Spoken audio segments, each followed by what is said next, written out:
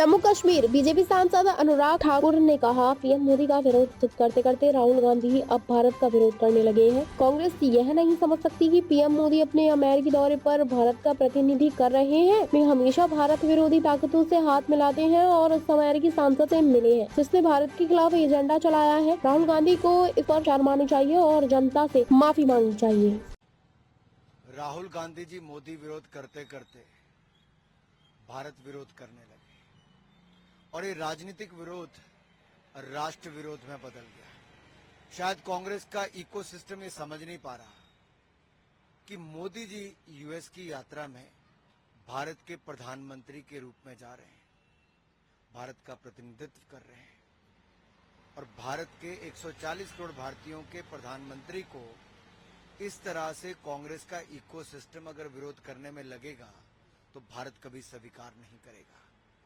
ये बार बार भारत विरोधी ताकतों से हाथ मिलाना, बाहर जाकर ऐसी यूएस के एमपी से मिलना जिसने भारत के खिलाफ ये एजेंडा छेड़ रखा हो, ये राहुल गांधी जी को इस पर शर्म आनी चाहिए, देश से माफी मांगनी चाहिए। और अब ये इस हद तक पहुंच गए, इससे बड़ा शर्मनाक घटना क्या होगी। सर, जैसे खुद जब जाते हैं और वो जिस तरह वहाँ बयान देते हैं, तब जैसे बीजेपी का कहना है कि देश विरोधी है, तो अगर प्रधानमंत्री जाता है तो उनको दिक्कत है। किस तरह देखते हैं इसको? देखिए, मैं यही कह रहा हूं, राहुल गांधी जी की भाषा, कांग्रेस के नेताओं की भाषा और पाकिस्तान के रक्षा मंत्री की भाषा, ये सुर सब इकट्ठे मिलते हैं। इनके इरादे एक जैसे दिखते हैं। जो भारत विरोधी हैं, टुकड़े टुकड़े गैंग का समर्थन पाते हैं, अपनी पार्टी में शामिल कराते हैं और विदेशों में जाकर भी भारत विरोधी ताकतों से मिलने का काम करते हैं। आज भारत के लोग राहुल गांधी जी और कांग्रेस से सवाल पूछते हैं, ऐसी कौन सी मजबूरी है कि भारत का विरोध और भारत के प्रधानमंत्री का विरोध करना जरूरी है? ऐसी कौन सी मजबूरी है कि राष्ट्र विरोधी ताकतों से सुर मिलाना जरूरी है?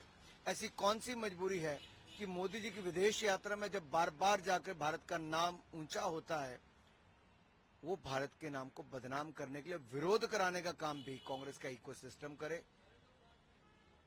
सर, आज जिस तरह चल रहा है, 5 रैलियां वो कर रहे हैं। धारा 370 जाने के बाद जम्मू कश्मीर में शांति खुशहाली आई है, विकास के नए आयाम स्थापित हुए, रिकॉर्ड इन्वेस्टमेंट आई, रिकॉर्ड टूरिज्म आया है और जनता यहाँ एक ही चीज सोचती है कि 3 परिवारवादी पार्टियों ने जम्मू कश्मीर को जख्म दिए, अलगाववाद के, आतंकवाद के, पथराबाजी घटनाएं दी और ब्लंडर ऑफ नेहरू के कारण जो धारा 370 लगी उसका खामियाजा 70 साल तक लोगों ने भुगता है।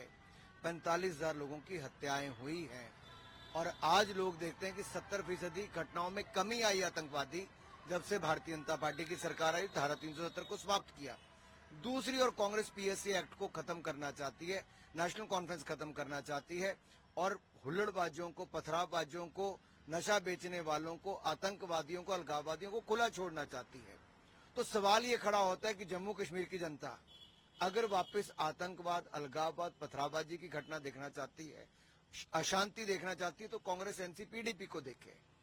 अगर वो चाहती है शांति और विकास तो भारतीय जनता पार्टी का